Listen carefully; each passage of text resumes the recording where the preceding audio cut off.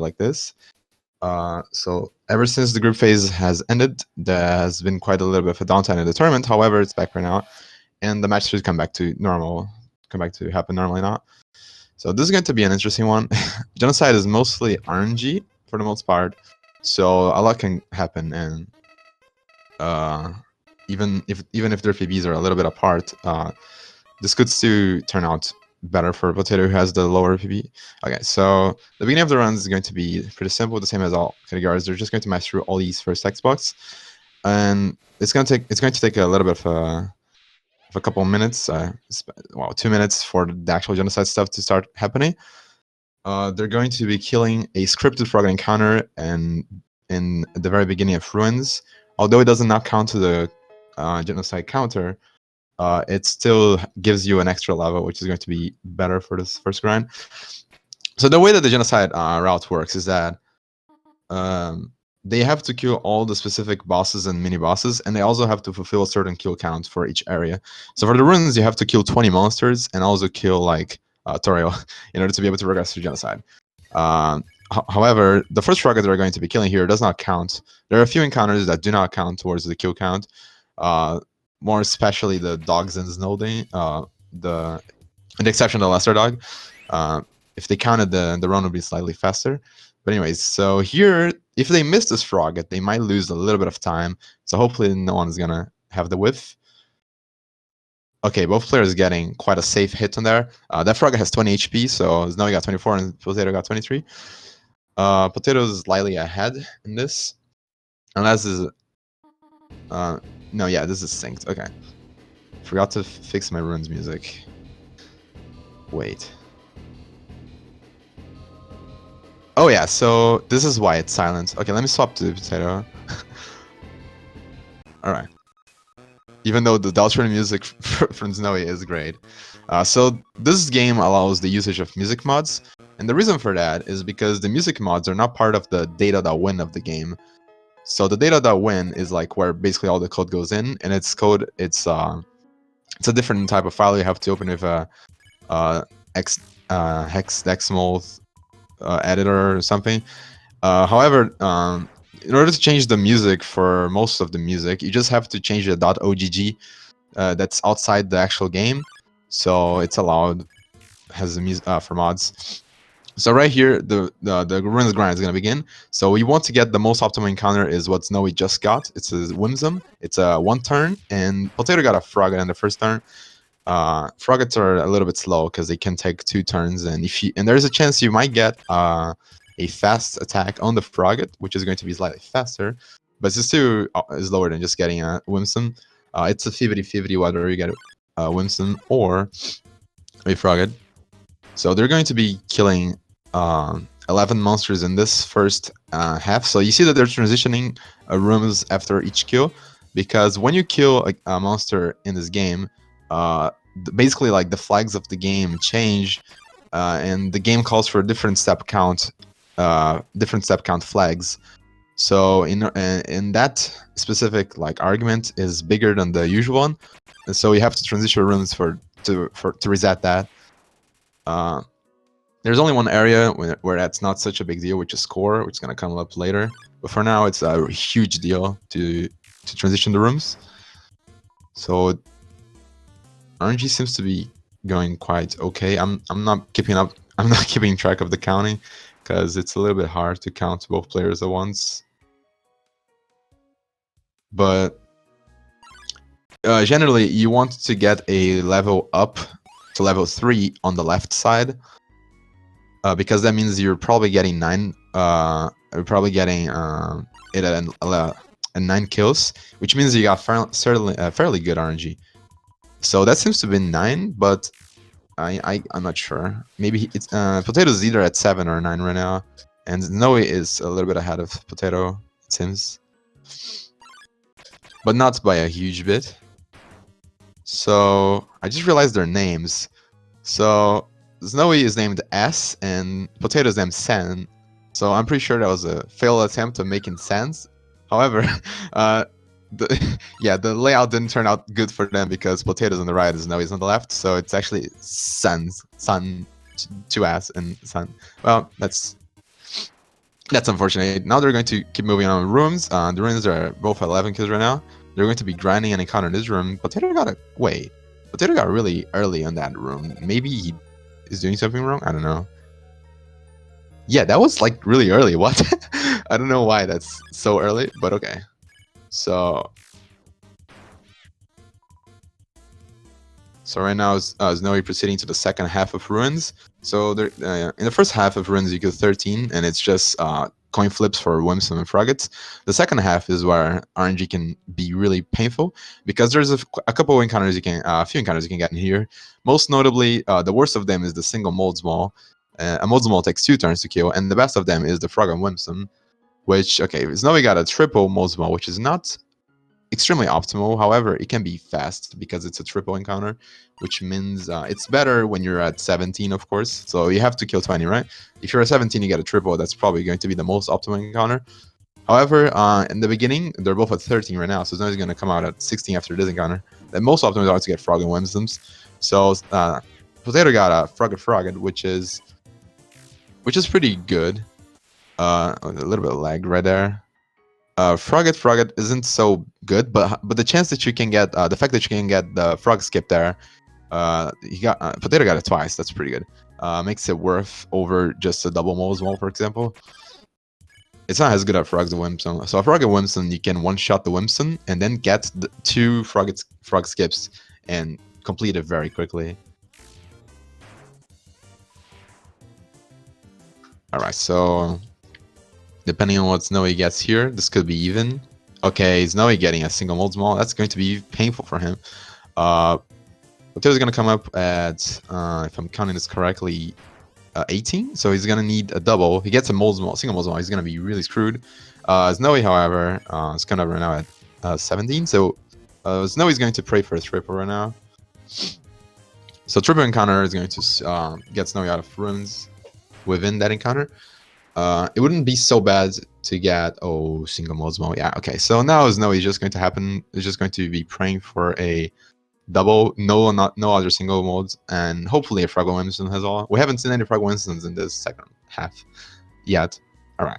So let's see. So if Potato gets a mold, if they both get a single Mold Maul here, this is going to be really funny.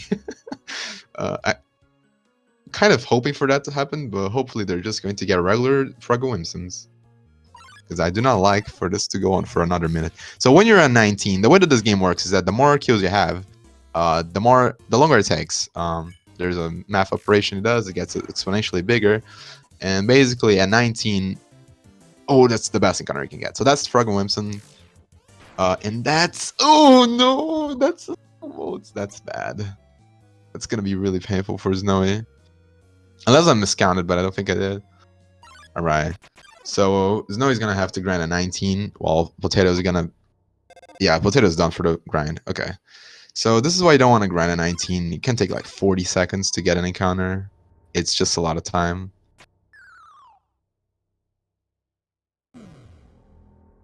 Yeah, okay. So Potato now is finished killing everyone. So you see that we killed all the monsters before an episode look.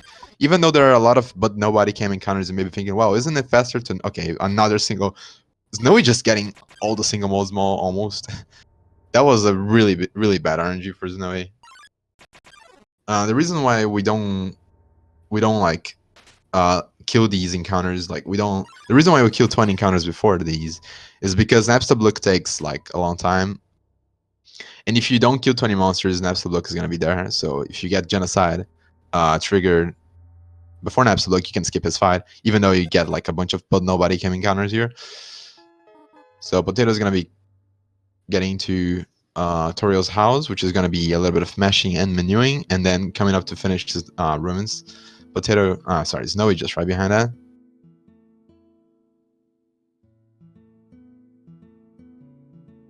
So this is where meshing can come a little bit into handy, but I think both of these runners have pretty decent meshing.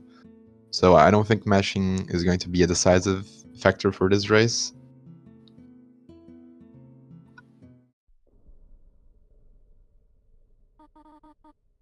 Okay, so Potato lost like a second on them his menu, so that's where SnowieY can catch up.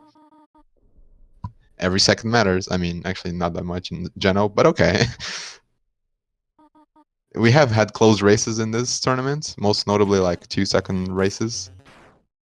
Like two 2-second races, I think. Which is surprising for the amount of RNG this category has, but okay. Okay, so this is tutorial fight. In neutral, it's a pain because you want to get good RNG, but here you don't have to, which is good. SnowieY's saving probably like the seconds Potato lost, but he stuttered a little bit on the menuing, so maybe he didn't even save a whole second, but okay, that's fine. Huh. Huh.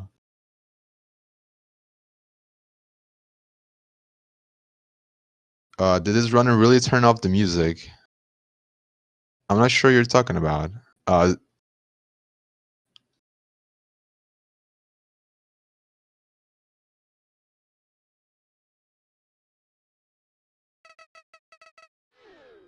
SnowieY accidentally removed the ruin sound, but however, it's Potato's the one that has got the sound right now. And unless I haven't been paying attention, I believe Potato still has music. So that's two of the of the spoken lines of dialogue in the game. One is from Metaton saying, "Oh yeah," and the other one is that. So SnowieY came up with 11 ruins. So basically, a reasonable time for ruins is anything below sub 11. A good time would be like low 10 minutes. Before a race, anything below sub 11 is good enough. So here is the most, actually words are not required for this little guy here. No need for introduction.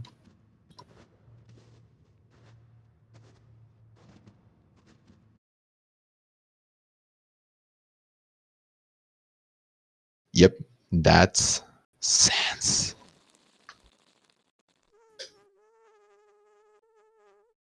All right, so for snowing, they're not going to be grinding for the most part of it. Okay, Geno mode is you kill basically everything on the games. The reason it's called Geno mode in the stream title is because Twitch does not allow you to put Genocide in the title. Whatever. For its noting, they're just going to mostly mash through all of it. But they're doing a save there. That's interesting. Probably just a save-y heal. It's not even a save, just a heal. So they're going to be killing a few monsters, precisely either 4 or 5, depending on what RNG they get, and a few of the mini bosses, which do not count towards the counter, as I said in the ruins.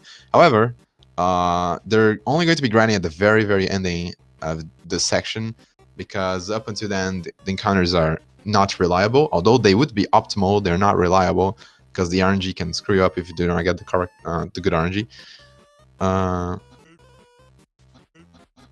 So for a run like this, you really just have to go with the more consistent. You wouldn't save much time to do the other route anyways. So for now, they're going to be killing Snowdrake, which is required for Genocide. It's one of the special monsters, I believe, and also Ice Cap. And this is gonna put their Q count at 2. Can you kill Sans? Yes. And Dogo right here does not count towards the kill count. However, you still have to kill Dogo, or else you abort Genocide. Because a few of the mini bosses, in this case, all the sentry dogs in Snowden have special flags for them.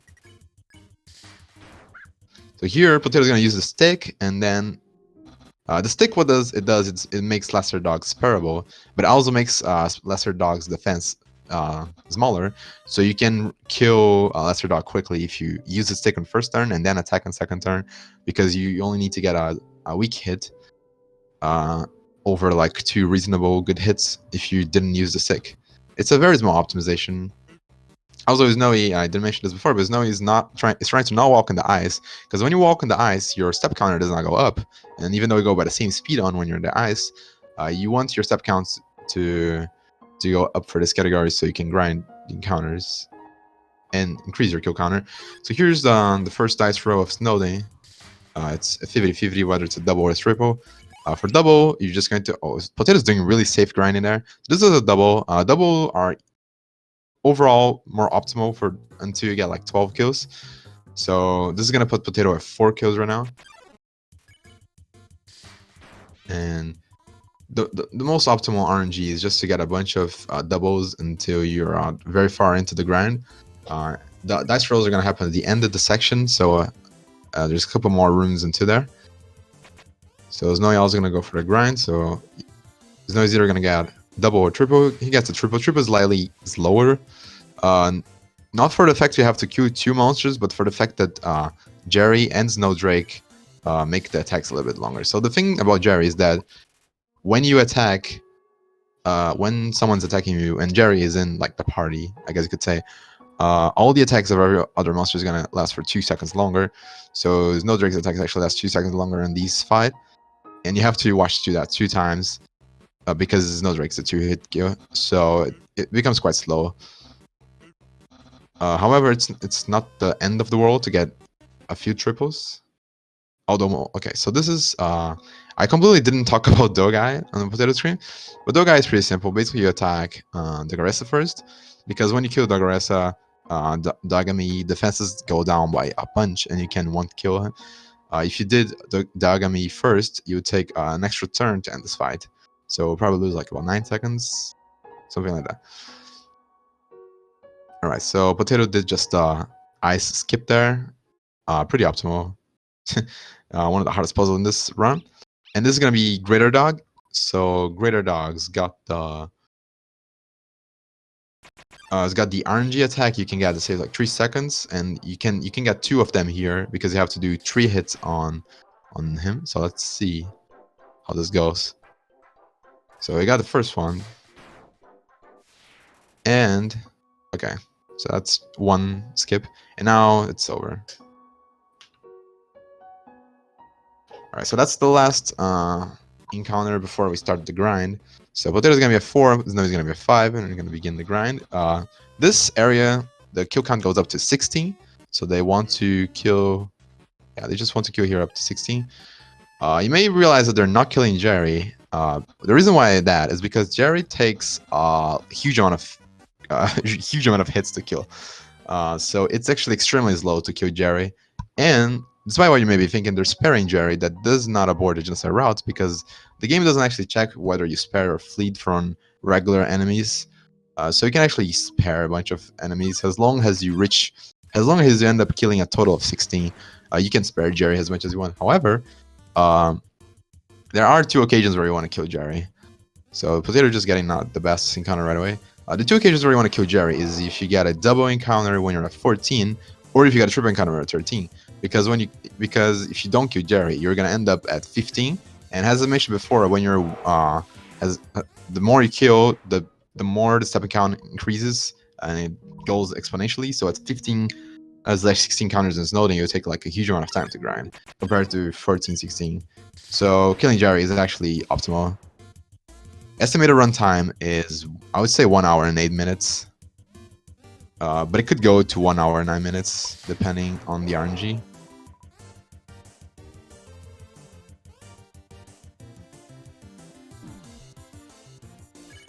Alright, so Potato not getting the best RNG thus far, so SnowieY could catch up if RNG optimal was achieved. It's very...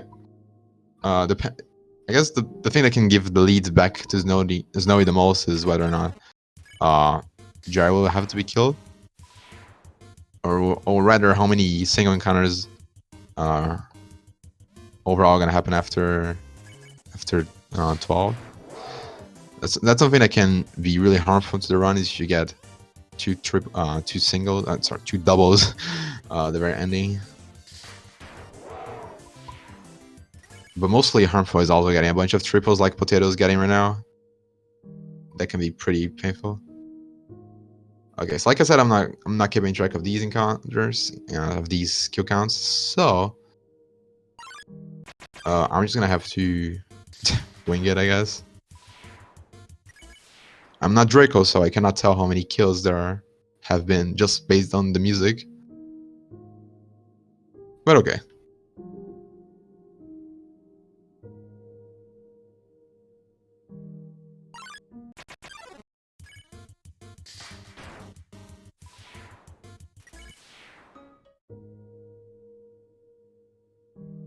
All right, Potato getting a single. Not sure if, sorry, double. Not sure if that was the most optimal there. So judging by Potato, Potato's probably like a 10 right now or something. Perhaps even a 12. And Snowie's probably like an 8 or 9.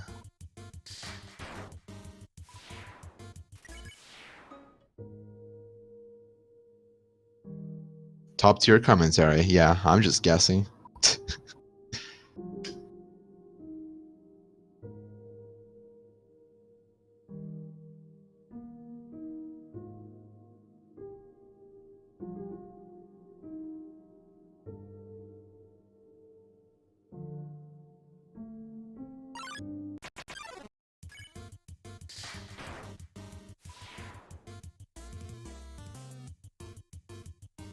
All right, so Potato might be at 13 because that's, or 14 because that took a long time.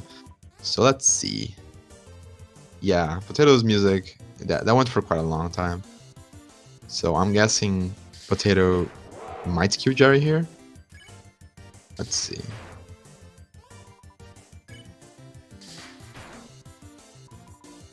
Okay, yeah. So Potatoes was a 13. Potato's gonna be killing Jerry here because if he didn't, he would be a 15, and then that would be not as optimal. So this is why you don't queue Jerry normally, but for the circumstances, yeah, I have Draco years. Congrats, Tommy. Tommy Easy, you're pretty Draco. Not sure about SnowieY though. SnowieY might be a 14 right now, or maybe just 13. It does not well, it doesn't make it faster, but it's optimal because you can grind close to the transition. So, for example, right there, it's not the case, but there are some runes where you can just grind a pixel before the exit, because when you wall hump, you stay in the same position, in this case in the same horizontal position. But it's not faster. It's just better, and usually more optimal because you don't have, you can like transition as soon as the fight ends. So let's see what SnowieY. Okay, so SnowieY was a 14 indeed, and now Potato is gonna be coming through Papyrus. Not sure about the lead. I think the lead is fairly stay the same throughout this. So Papyrus and Undertale is just one hit, pretty simple.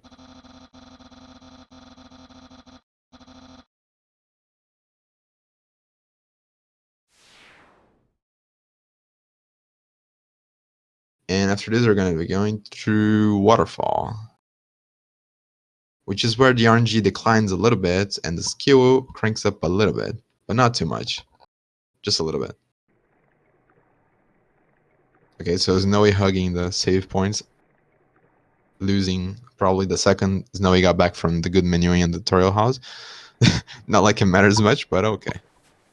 Good to point it out. If this race ends up being 1 second apart, I'm calling SnowieY out. SnowieY with the call for help commentaries on chat.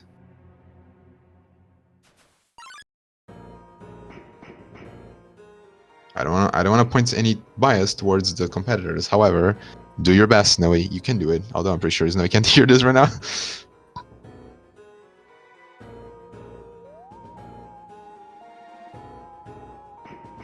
Oh, I have not observed if Potato did the epic wall hump in this wall, which saves probably like 4 frames.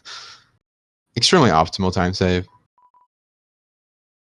And kinda, I don't know, probably. And also it's epic because Monster Kid actually falls in the save point. Yeah, I'm pretty sure Toby just forgot to remove the game heal code from Papyrus, because that happens in neutral runs. I don't know why that happens in neutral runs though.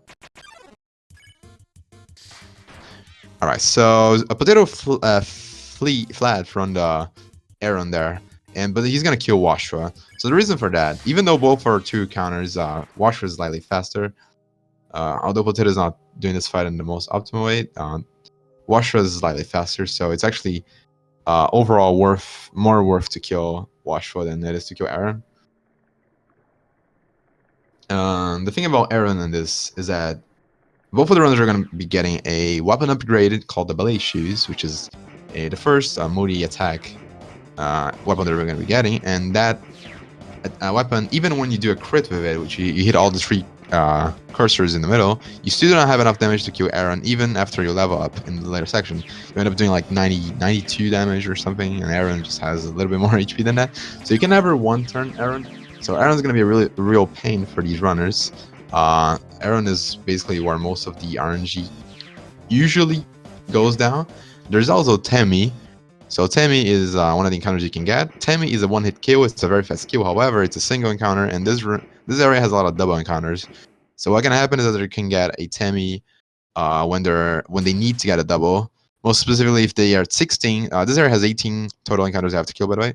So if they're at 16, and they get a Temmie, for example, that's going to be really, really painful. However, a Temmie is good if you're at 17 and you get a Temmie, because then it's a fast kill. Okay. So depending on the RNG they get, they want to be targeted by a Temmie either once or never. And Aaron is going to come up, the first instance of Aaron RNG is going to come up right after they get the belly shoes. So the first you're going to go through a scripted encounter in double modes ball. After they get the belly shoes, you're going to have to random encounter, which can be either double modes, I believe. Washua and Aaron alone, and I think Washua alone. I don't remember. Yeah, Washua alone. Something like that. So basically, if they got the single Aaron, it's going to be very, very unoptimal. Because you cannot one-hit that.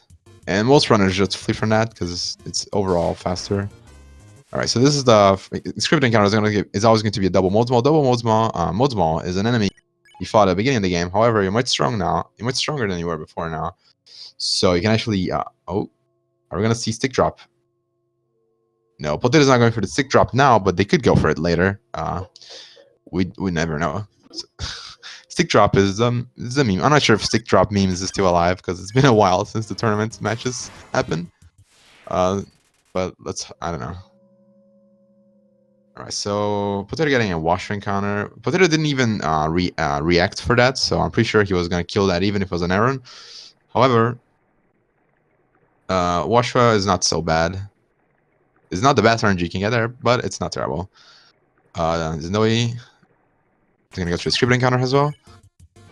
This puts them both at 3, so if Potato got a scripted encounter here, they're going to be at 7 on the grind when the grind begins. Sorry, when they kill Temmie, yeah. They're going to be a 7 on the kill Temmie. And depending on what Snowie gets here, Snowie's going to be at 8. Oh. Alright, so no meme strats thus far.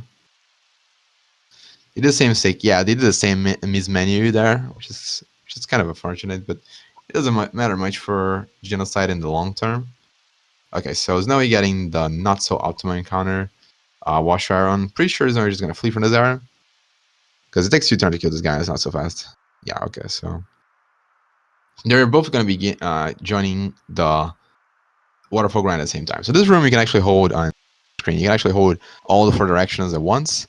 And you go double the speed. I don't know why Toby did that. It's probably just because how the screen is it's programmed. You might have missed, but Potato killed Sharon there. There's no, he's a Sharon now. Sharon is one of the required bosses you have to kill. It's not really a boss, it's more like a mini boss kind of thing. It's one of the required kills you have to get in Waterfall. And it counts different from the dogs and Snowing. These required encounters in Waterfall actually do count toward the kill count. So Snowie was a 3, is going to be a 4 right now. And then after they kill Med Dummy and Temmie, they're going to get 7. Med Dummy and Temmie are scripted encounters. So basically after that encounter, after the double mold script, which is a dice roll, it's always going to be the same 3 encounters until they begin a grind. So the grind is going to begin at almost the very end. It's a few runes before the end of Waterfall. They're gonna be starting the grind a little bit before the Dark Maze. Well, the Dark Maze? The Dark Maze, I guess you could call that. And they're gonna be grinding there until they get 14 or 15 kills. And what they're going to be doing is that they're just gonna walk through the rooms because the rooms are pretty big. So you can actually get an encounter like, you can get an encounter. So you know how I said before that, okay, so this was, I didn't commentate on this, but Potato was going through the Spear Stew section. This is one of a few skills, parts of the run where if you do a lot of execution mistakes, you can lose quite a bit of time. But overall, it's not such a big deal and such a big problem. Most runners can go through this with no problems, usually not losing much time. And now they're going to be going through towards the Mad Dummy fight, which is going to turn into Glad Dummy. It's going to be a 1 kill, and they're just going to proceed with regular Genocide. Glad Dummy / Mad Dummy is also a required kill. So as I was saying, usually you don't want to be like 1 kill before the total amount of kills in an area. When you're grinding, for example, if Ruins has 20 kills, you don't want to be at 19 when you're grinding, because that's going to take a lot of time because of the way that the game works, the multiplier and the tap counters. However, if you get a... in this room, in this area of the game, there is a room that is so big that even if you're at 17 and this area has 18 total kills, so even if you're at 17 there, you're gonna get the encounter before the end of the room. So that's quite convenient for this speedrun. Oh, SnowieY did a small mistake there. It went a little bit too early, probably just a tiny bit earlier than he should be going, and he's gonna lose a little bit of time, but it's okay.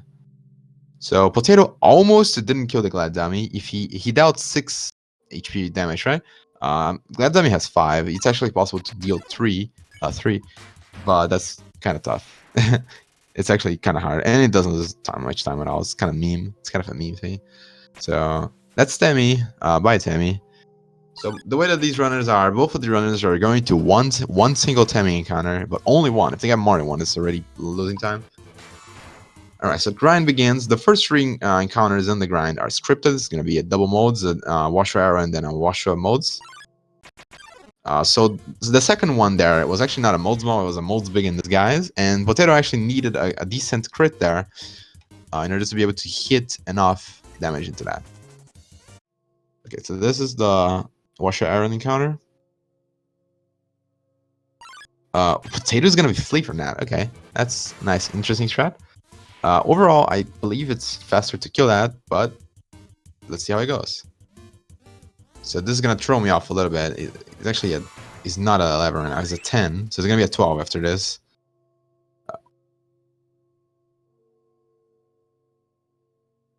So right now the crits are not that important. Most of the enemies are gonna die in 1 hit. As long as you get a decent crit on modes bigs, you won't be having any problem with that. The belly issue is gonna come into bigger play once the Undyne battle begins, which is the boss of this area, and in that fight there is a it's where you can save like around 8 seconds. I'm not sure, 10 seconds. Okay, so Potato killed the 14th there, and I was gonna go through this room. This room is pretty big, so he's gonna get an encounter before the end of it probably. And SnowieY just starting the second scripted encounter there. So getting a double. So here is where Potato just hopes that they don't get a Tammy at all.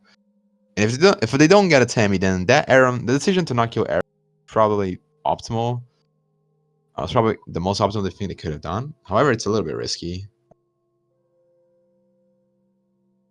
But let's see. So if this is a Tammy, Potato, SnowieY might get some chance to catch up here. So I believe SnowieY is at 11 kills right now, and they're gonna be killing. Okay, so that's not a Tammy. So Potato's gonna be leaving the waterfall grind after this encounter and be going to the they're going to be heading into the Undyne battle. So the Undyne battle, as I mentioned before, you have to get a certain amount of crits. Well, I didn't mention that, but basically you have to deal good enough damage with the with the shoes. I'm getting ahead of myself. And in order to do that, you have to hit a fairly good amount of perfect hits, hitting all the 3 courses in the middle.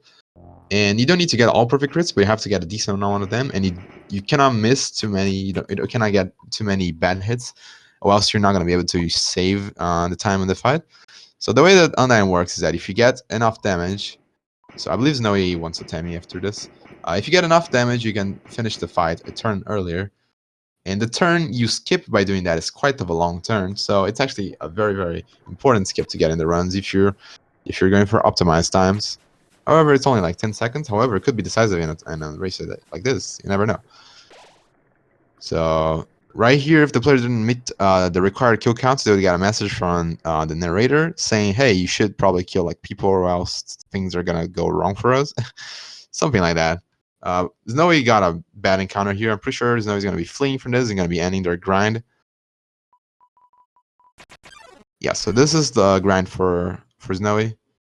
SnowieY got a little bit lost there, but okay, not gonna be much of a problem. So let's see how this fight goes for Potato. So usually, if you miss more than 2 or 3 1600 attacks, you're usually already not in a very good pace. So the way that this works is if you get a precise crit, you're gonna get a 1700.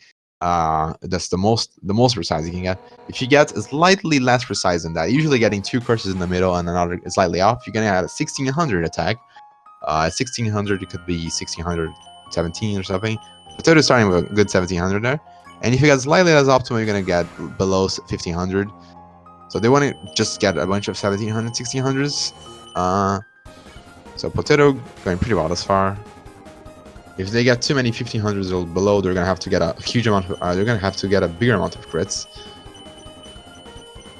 So usually the way this fight goes, you want to get like a few crits, and then everything else can be 1600.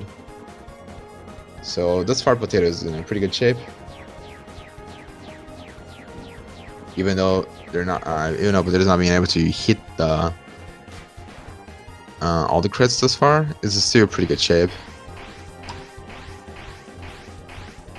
Okay, that's a little bit bad. They're going to have to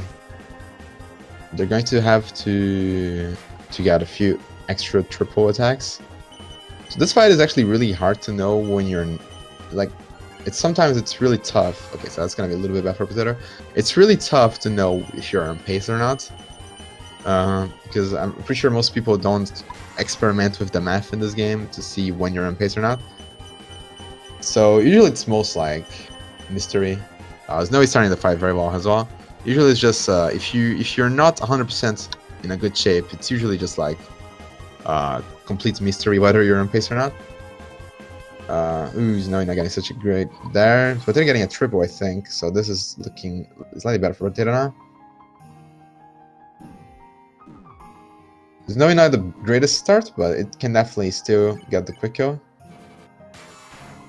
And that was and oh, that's a lot of damage. Ooh, that's dangerous. Hopefully Potato will not suffer to death. Ooh, SnowieY getting a 1400 there. It's gonna be really, really bad for quick kill. It's still possible for SnowieY, but SnowieY's gonna have to get a really, really good undying fight now. Yeah, starting now. He's just gonna get all the triples now. And Potatoes seems to be in pace. If he gets a triple here, maybe he will get it. I'm not sure. Yeah, that's the thing. You're never too sure when you're not 100% sure. Okay, that's not it. Yeah, if he got a triple. That's unfortunate. He missed the quick kill on the very last attack. That's just how it is. It's very easy to choke on the last attack. So SnowieY seems to be doing quite well. Oh, wow. As soon as I said it, he got a slight whiff there, but that's fine. So Potato's going to be ending the fight now. But let's see if SnowieY can catch up like the 10 seconds. Both runners taking a huge amount of damage on this specific cycle attack. Very interesting.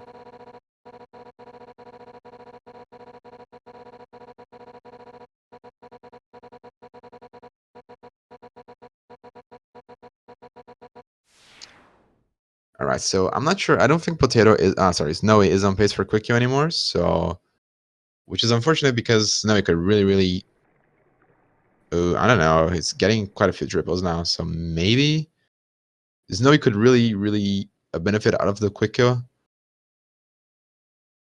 I don't know. Okay, maybe if this is a triple. This is the last turn before quick kill. So let's see. This is not looking so great though. Oh, that was a quick kill. Okay, I guess I bid my words for that. I ate my words. Yeah, that's how you English, dude.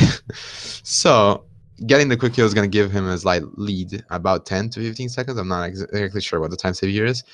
Potato's gonna go for the quick safety heal, because this area, which is going to be Hotland Core, is an area where you can actually die very easily if you just don't pay attention. Okay, so this is a very important skip. This is like the only glitch in the run, and Potato gets the first part of it. It's probably going to get the skip. So this is early pan.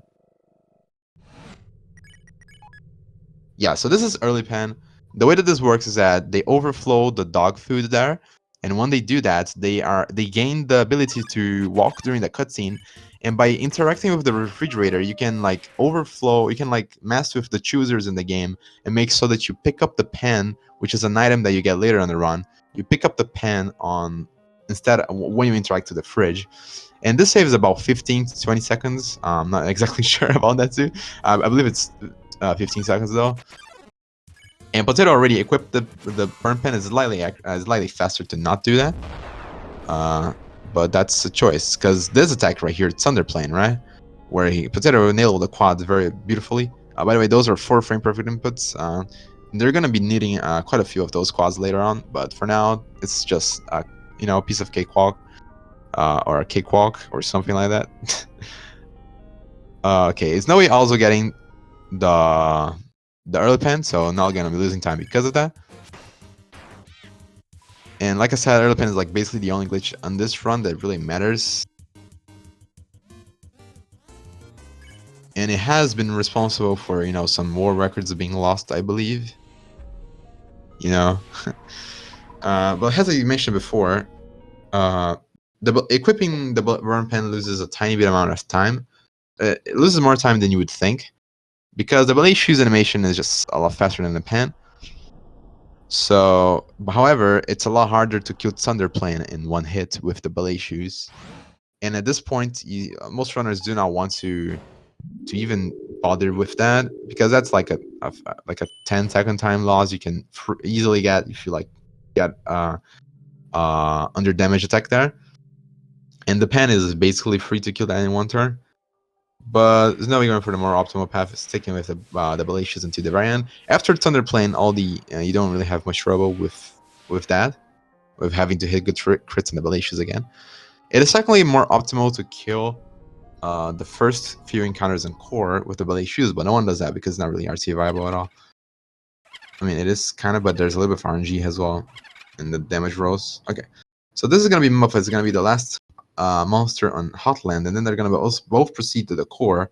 So the way that the Hotland and the core work is that both of these areas are connected. So you have to kill 40 monsters in either Hotland or core. So because of that, they're going to be killing 5 monsters on Hotland. One was Vulcan, Thunderplane, both Rogue Warriors, and now Muffet. And then they're going to be killing 35 monsters on core. Nice squad there. The way that the core works is that there is actually 7 scripted encounters in core that you can get without having to grind. So they're going to be saving that for the very, very ending of it. So basically, they're going to be killing up to 33 total encounters, or 28 if you do not count the first 5 one for Hotland. And after that, you're going to go to the warrior path. It's how it's called in game. You're going to go to the warrior path in order to be able to kill those scripted encounters without having to walk a bunch. And there's also a little bit of there's also 9 scripted enemies you're going to be facing at the very beginning of core. So the way the core works is that there's 5 enemies you can get here. There's Astigmatism, Final Frog, Wimsalot, Nine-Night, and Magic. Nine-Night and Magic, they are the tougher ones, because in order to kill them in one turn and save 9 seconds, you have to get a quad. And Astigmatism is not so bad, however, you can actually whiff it. And the way that these encounters work, so they're either going to get doubles, singles, or triples. Singles, you can only get Nine-Night or Magic singles. Double, you can get a few doubles. Most notably, the 9-9 Magic double is possible. And triples, there's only one type of triple. Triple is the most optimal encounter all throughout. So the first few encounters are going to be these regular enemies. These enemies are pretty simple because you don't need to get accurate hits in order to be able to one-hit them. So now you just equip the Burn Pen, which is the most optimal place to equip it is after Muffet. Well, not the most optimal. The most optimal RTA viable place to equip it is after Muffet. So now Potato is going to go through the first script encounters. And the way that core works is that there is going to be 2 9-Night Magic encounters scripted. So basically they need to get 4 quads at least in order to be able to not lose any time in this. However, if that's actually a whiff in Astigmatism. So Astigmatism has 120 HP. He deals only 107 HP because he didn't get a gold crit, a gold hit. So he's gonna be losing a little bit of time to that.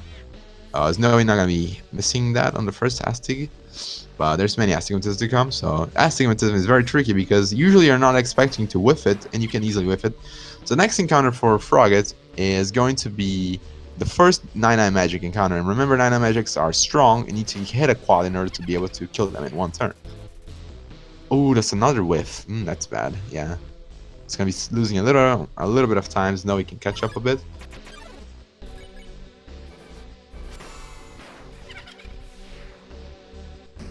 And a reminder that this is on eliminatory phase, so whoever loses here is going to be out of the tournament. This is not a double elimination.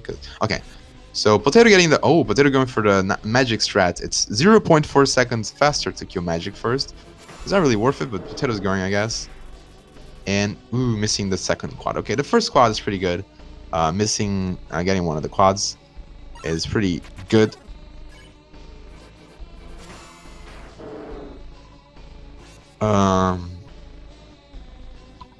But you know, Potato has lost 3 turns thus far, so SnowieY can definitely catch up if they just.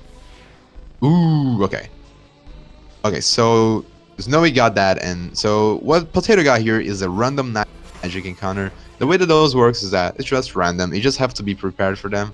SnowieY missing one of the quads there. It's gonna lose a little bit of time, so you just really have to be prepared for them. And SnowieY has catch up quite a bit actually, so Potato really has to hurry up now. Potato missed both of the important quads there. It's going to be very unfortunate for Potato. You just have to be prepared for them. If you get the quads, they're technically not any slower, but it's still really... It puts a lot of pressure in the runner because they have to get the quads. Another one of them. Yeah, this is not so great RNG for Potato. But again, this is technically not... Doesn't really change much the outcome as long as Potato gets the quad, which is not an easy thing to do. As SnowieY getting a triple is going to put quite him in a lead right here.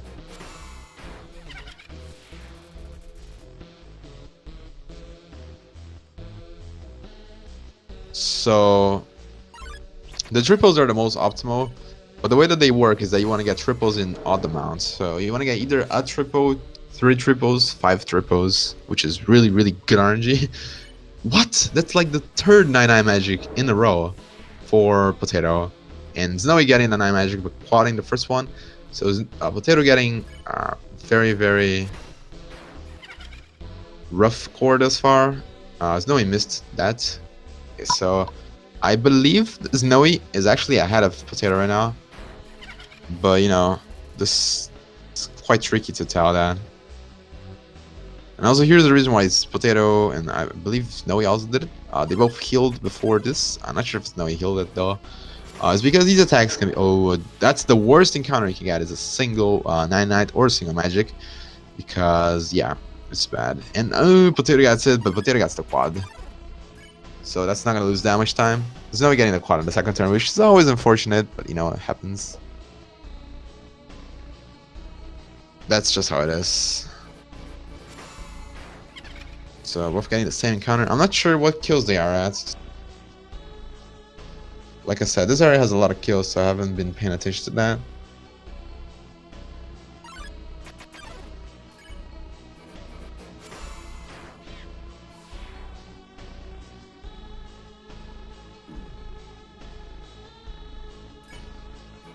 Okay, that triple will help a little bit, probably. Triples aren't always useful because the way that this game works is that if you get a triple, sometimes it might just mean you're gonna have to flee from an encounter, and so it basically doesn't really save any time. Technically, lose a little bit of time to get triple in a few places, but usually triples are good because you can actually skip a few encounters. So SnowieY seems to be definitely ahead, but depends on what. Oh, that's a little bit weird for Potato to do. Okay. There's a lot going on right now. SnowieY getting the 9-9 magic. If SnowieY misses this magic, maybe Potato might be able to catch up a little bit. See how this goes. Ooh, whiffing. Oh, that's 1 HP off as well. Not gonna be so great for him. So the Doom of Potato seems to have been a lot of astigmatism whiffs, as well as a huge amount of 9-9 doubles, 9-9 magics coming up in random encounters. So these runners take, most runners take different strategies on how they work through here. However, most runners go to the left side of this room once they are at the very ending. Ooh, another 9-9 magic, but SnowieY managed to kill the 9-9. There have been a huge amount of 9-9 magics on this race tonight. This usually, sometimes you just get none at all, and there's been like a huge amount of them, and quite a decent amount of quads as well. So the Warrior's Path. Oh, that's a single. That's gonna be pretty bad for Potato. So the Warrior's Path has its scripted 9-9 magic. I mentioned in the beginning there's 2 scripted 9-9 magic encounters. And one of them is in the Warrior's Path. So one is at the very beginning, one is at the very ending. Oh, Potato? Okay, no, never mind. I thought Potato was already going to the Warrior's Path. That would have been a little bit weird. But Potato seems to be 30, I think. 30, either 30 or 31. I believe Potato wants a triple here, but I could be completely wrong as well. But if Potato advances to the Warrior Path, I believe the only thing can save him is if he quads both 9-9 magic. And SnowieY doesn't, so he's gonna have to pray for a mistake in here. Oops, not gonna be happening for the first one. Yeah, so Potato was really banking on SnowieY missing an 9 magics there, but it seems to not be the case as SnowieY gets both of them. So right now, it's pretty hopeless for Potato to be able to catch up. This is basically the last time variance we're gonna be having in this run. Was that encounter specifically. So from now on, it will be very hard for Potato to be able to catch up. The only thing that could happen is a major mess up from SnowieY on the Sands fight. Otherwise, the gap will stay quite big for the rest of the fight, so for the rest of the race. So we'll see how that goes.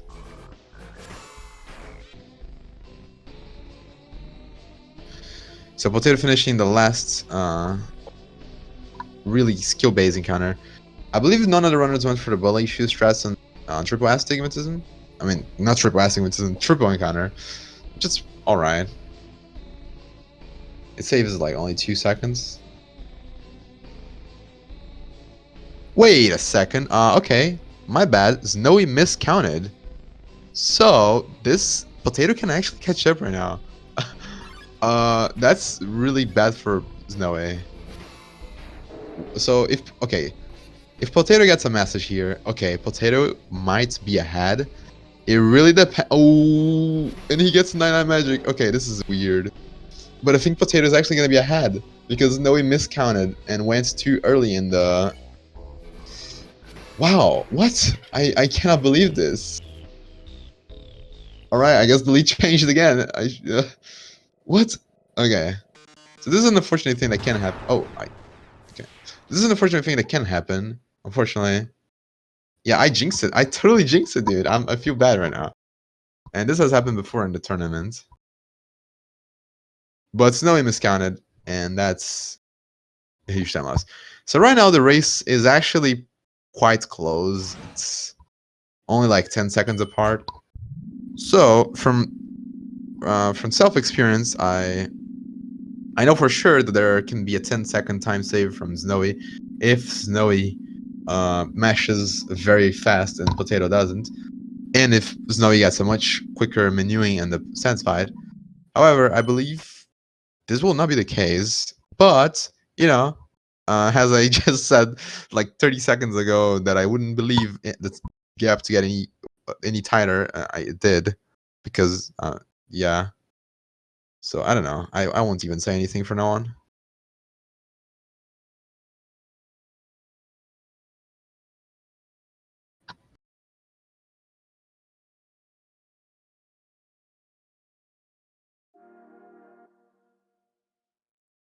So this is SnowieY. SnowieY is a lot of mashing. It's, you know, SnowieY's telling a story, and this is nice for dialogue, I guess. But This is gonna be mashing. It's also a slightly different mashing from the other sections of the run. Here you can do a slightly different method. So I haven't really gotten into explaining mashing because I don't know. But basically, how mashing works is that the game runs at different text boxes, and the way that you advance the text box, press Z or Z to advance the text box, and X to make all the text fill. So when you press Z and the text is all filled out on the screen, you can advance. So in order to skip a text box, you have to press X and Z in order to skip a single text box. And in order to mash optimally in this game, the runners have to rhythmically go through X and Z and Shift and Enter to skip through these text boxes. Shift and Enter because Shift and X both do the same thing, and same for Z and Enter. And the fastest you can go here is doing 15 text boxes per second, which is rhythmically mashing Shift, Enter, XZ or ZX, Enter, Shift at 30 keys per second, which is pretty tough to do. But that would save the most time. For this, however, runners do not want to rhythmically press it. They just want to go as they just want to mash as much as they can in the keyboard. Because this dialogue here is a little bit different. The mashing works a little bit differently. Alright, so here's something important. Potato is gonna have to save before Sans, unless Potato goes for the mad strat of not healing and going 17 HP into the Sans fight, which I can assure most people wouldn't go for in the race. They're gonna be saving. I'm gonna lose like 2 seconds. Okay, yeah, they just saved. No, not 2 seconds. That's too much. Just probably just a second. And with that, the Sans fight begins. No, we catched up a little bit, maybe. I don't know. No, I don't think there was much of a catch up there. So that Sans fight is, for casuals, might be a nightmare. For speedrunners, usually it isn't a nightmare. I mean, I don't want to jinx these players because there have been not so great moments for speedrunners in this tournament because of Sans. But I believe both runners. Okay, I'm gonna stop jinxing it right now because, yeah, well. Usually runners might get hit on the first attack, but then they're just gonna no-hit the entire the fight. And I believe Potato, they got the noodles. Yeah, once you do early pan, which is you did earlier, you're always gonna be having the noodles. So if they're in a bit of trouble, they can heal in the transition from phase 1 to phase 2. That's gonna lose like 3 seconds, of course. Wait, what is the song? Oh, that's a little bit cursed, you know. I was expecting good and old Megalovania, but that's what we get, I guess. Okay, I did not get the reference from this. I feel like an uncultured person for not knowing where this is from. But okay, so both runners already not in no-hit phase, but no-hits, you know, no-hit's a little bit unreliable. Because the second phase of Sans, there are menu bones, and in order to not get hit on the menu bone, you have to frame perfectly mash. And that's not always gonna happen, so it doesn't really matter for the most part.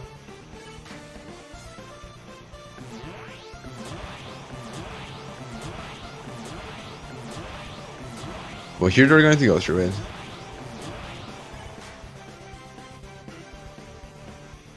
So the different song is because, well, there are people that say that the different song is because Megalovania is actually copyrighted on Twitch, and that is true. If you use Megalovania in your VODs, you might actually get copyrighted by some random Asian company, and it's not Toby Fox who does that. It's actually just a company that's ripping off Megalovania, claiming that it's Megalovania. However, I believe this hasn't been common lately. So most runners just change it because it's a meme. Megalovania is such a big meme that people just change it all the time to other meme stuff. Even though it's a great song, it's kind of like, it's been overheard so many times. Most people probably don't feel the same way as they used to feel.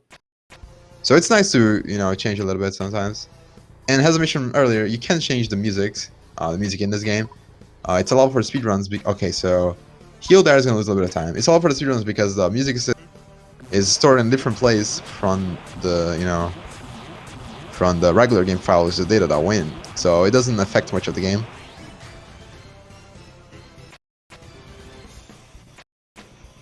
right now, so this is one of the hardest attacks in this fight.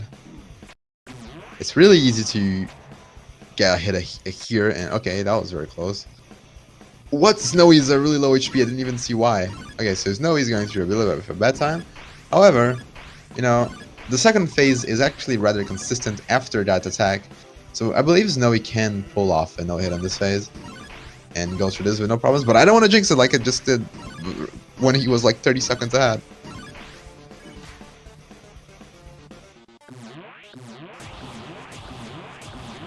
So this attack, you can just hold all the direction arrows, and it's just gonna do that for you. Pretty convenient, I gotta say.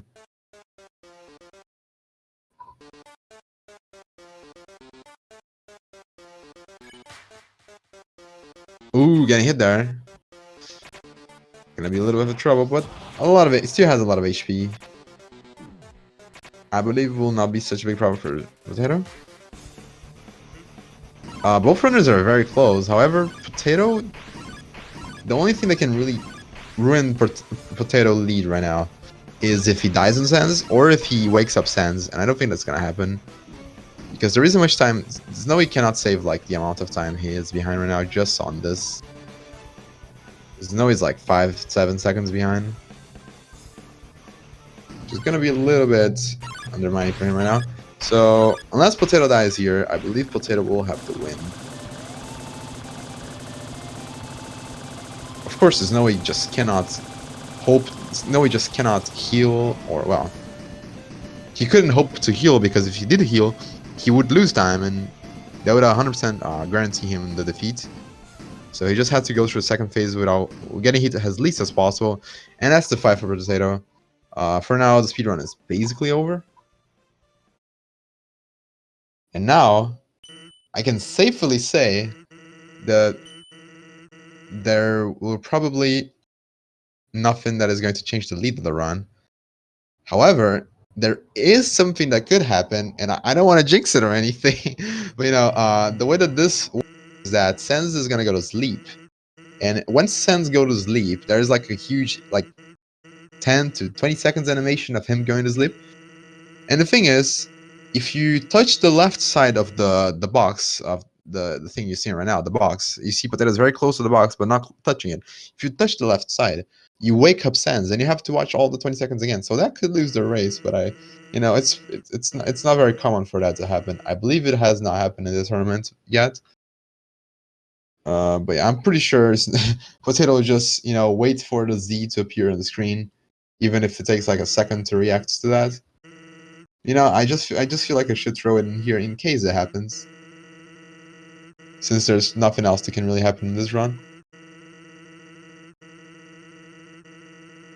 So this dialogue here is gonna go from quite on a bit, and then after this, Sans will die. Sans Undertale will be dead, and unfortunately, as I mentioned before, the name pun with the names didn't work quite well for the runners. Has SnowieY is on the left side and Potato on the right side. But it would be beautiful if it had worked. Unfortunately, I don't know if there's any way we can request for that to change right now. It's too late. It doesn't really matter anymore.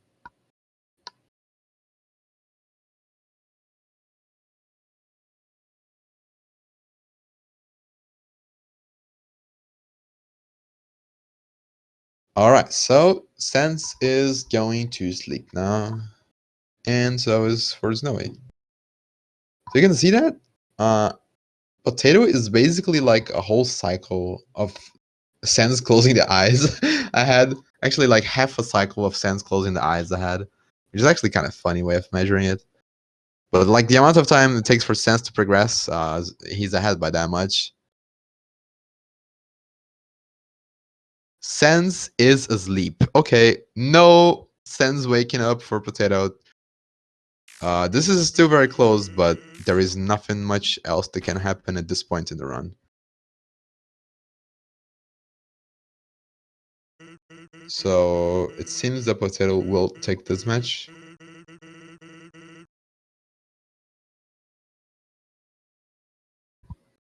Yeah, this was a very close race. I don't think it will be 1 second apart. And the beginning I mentioned I would call out SnowieY for being 1 second behind because of silly stuff he did. But this was not the case. The Snowy just had a very bad RNG all the way throughout, and what ruined the run for him was really just miscounting on core. Of course, if he had not miscounted on core, things would have gone very different here. He would probably be ahead right now, but that's just how it was.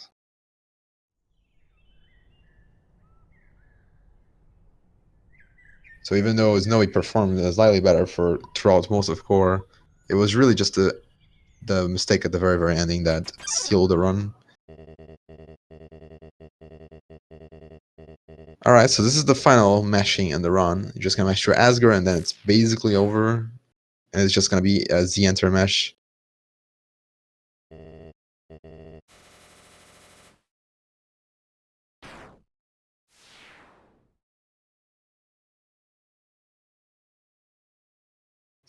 Alright, Snowy is like 3 seconds behind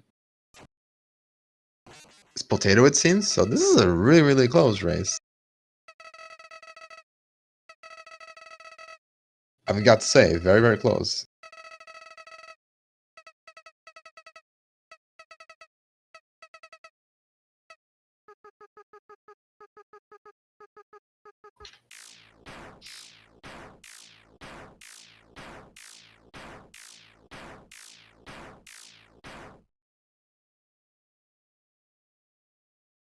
And this is just going to be the final dialogue from Kara, or in this case from Sans, but it didn't work quite well for them. Yeah, I already explained this like 2 times. And this is always going to be like the same dialogue. Greetings. I am Sans Undertale.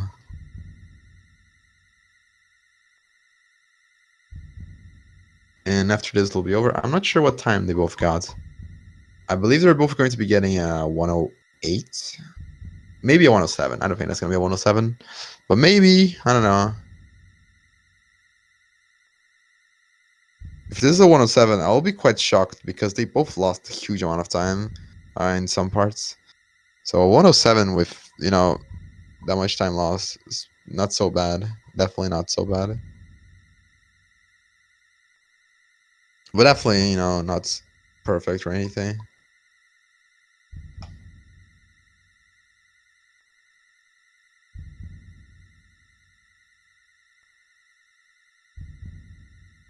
But I believe it'll be a 108. I'm not sure. I don't know how long this actually is.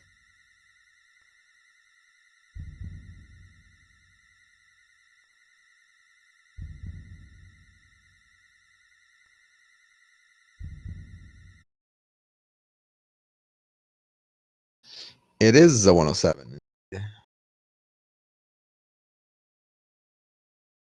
And all right, that's time for Potato.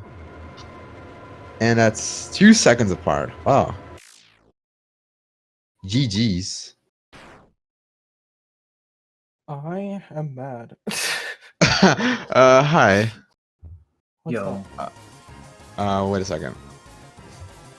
Okay, so yeah. Snowy, do you want to tell anything about that miscount? Here's the problem. I didn't put a counter on my line split. Oh yeah, that's a huge problem.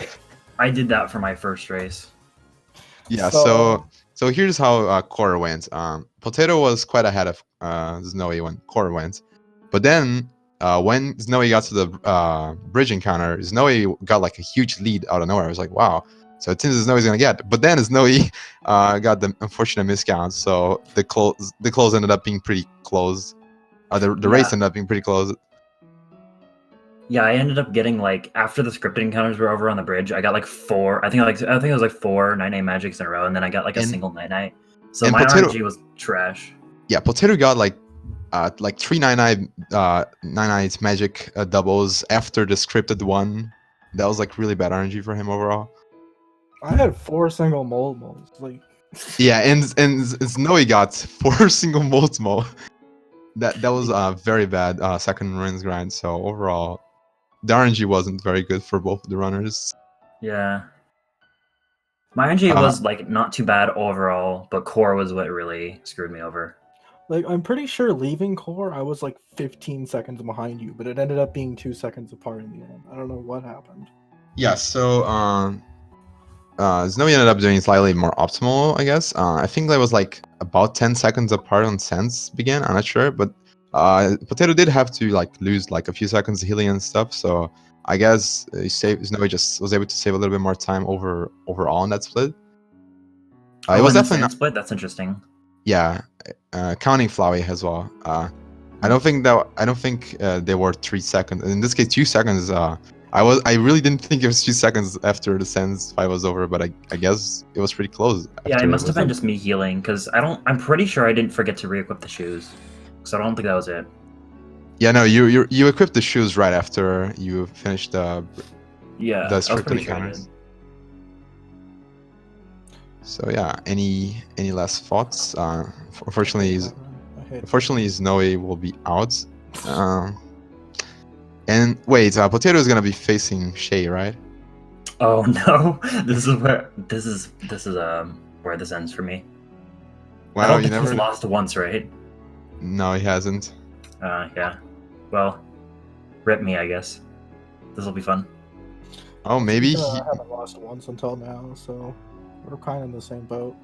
Yeah, maybe it's going to be his first time experience losing in this tournament, and his last probably. Or maybe not. Anything could happen. You won against me because I got terrible RNG and I'm stupid. So yeah, anything can definitely happen. Especially when Shay's just doing a lot of, AYC. Maybe he's gonna forget how to do Geno the night before it. You never know. I feel like Shay's mashing just alone already puts me like at a 20-second disadvantage at least. That's just a guess. It really feels like that sometimes. I mean, there was basically like that against my mashing as well. Like, not so much, but there's still a very large gap in the mashing. Yeah, I didn't time exactly the time gaps, like from the mashing sections at the end, but I think the mashing definitely helped a little bit on SnowieY. Yeah, the mashing in both Flowey Tail and the end game. Yeah, it had to have saved like a couple seconds. Yeah, overall during the run, I think I had pretty good mashing for my standards, but I'm still not the best. So that definitely could have caused some of that the gap closing. Is this the closest race in the tournament right now? I believe there was one other that was really close. I forget who it was. There have been three races counting this one that were 2 seconds apart. I don't think there was a 1 second race thus far. That's a yikes. Yeah, so this might be the closest one because I'm seeing like a high 56 and a high 58, so maybe it's slightly, I don't know. Yeah, but probably like about as close as the other ones have been. Yeah, which is crazy for a Geno race. Yeah, so Geno races can be quite fun because and one side you like huge, like very well ahead, and the other is like very well behind, and then something happens out of nowhere, they're just tied because RNG is stupid, and it's weird. All right, so any other thoughts before we wrap up? I'm just waiting for Sans. Yeah, I'm just waiting for Sans. Of course, I'm just waiting for Sans. All right, so I guess we'll end this now. All right, GG to SnowieY. Yeah, GG both you guys. Thanks everyone for watching. Check out for the next matches of this tournament. I believe there's one scheduled for tomorrow. Yeah, so check up on that if you want to see more matches. And this will be it for these two guys. Goodbye. All right, later. Yep. Bye.